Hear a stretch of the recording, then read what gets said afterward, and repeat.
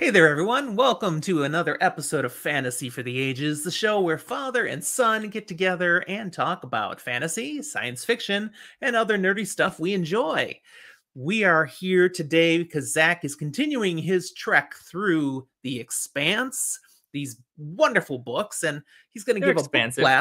blast, spoiler-lite episode on book 3 today, Abaddon's Gate. This can have references to the first two books and just talk freely, but he won't spoil too much about book 3. This is a heck of a story, as you say, expansive indeed. Give us your thoughts, Zach. One thing to start here, this is a book that I really sat down and thought and was like, I like the names of these books. I like how they work. That being said, I still, even after looking ahead and looking at where I'm at, and I still don't fully understand, I think, the second one, but maybe someone can explain it to me better at some point. I don't think I get the reference. This one I do, though.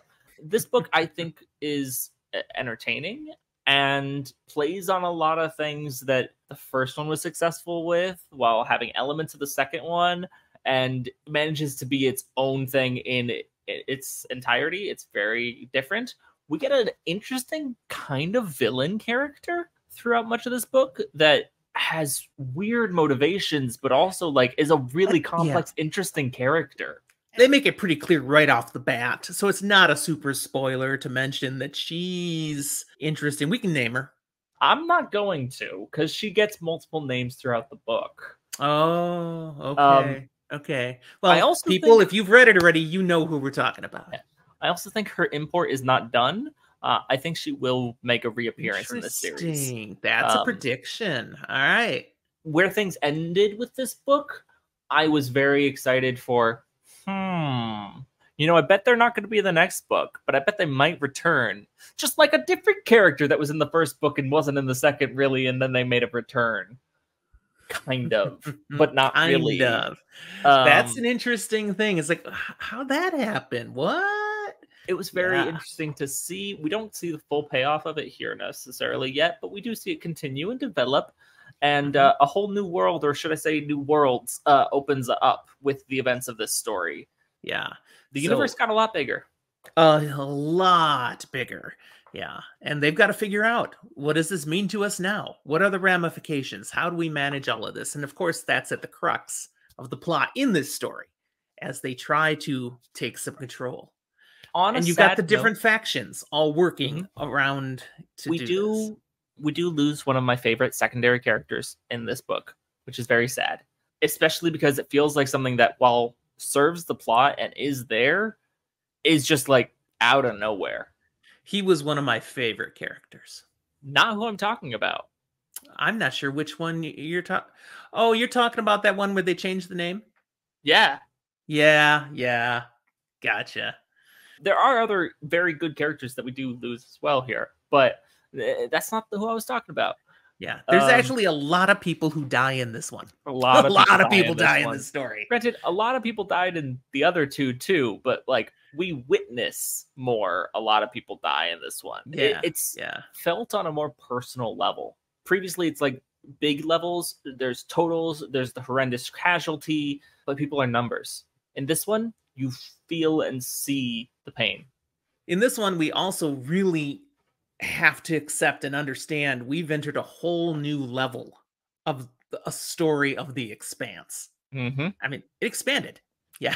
Well, and I will go a step further. You talked about differing factions and governments and things, and I think it's really important to highlight that between Earth, Mars, the OPA, and little subsets here and there, we start to get a glimpse of going, hey, this is complex. And I would put the political side of this story at the level of a Game of Thrones political kind of thing. It has that complexity as well as sometimes the brutality. Absolutely. And the backstabbing. Yeah, totally. What do you predict the impact of having this whole gate system is going to have on the politics, the people now? In a long form, probably war.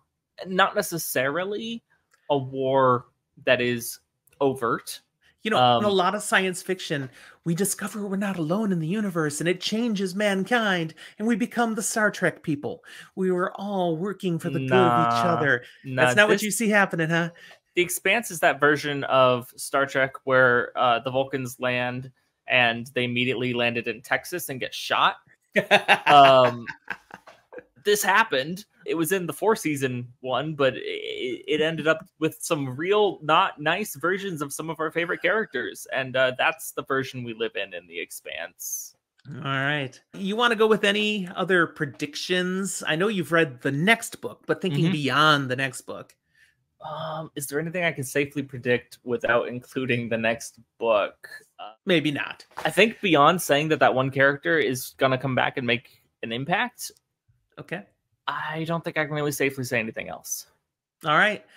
The Expanse keeps getting better and better. If you have not read it yet, you see Zach's experience with it, and I've read them all. I fully concur. You should be checking out The Expanse too.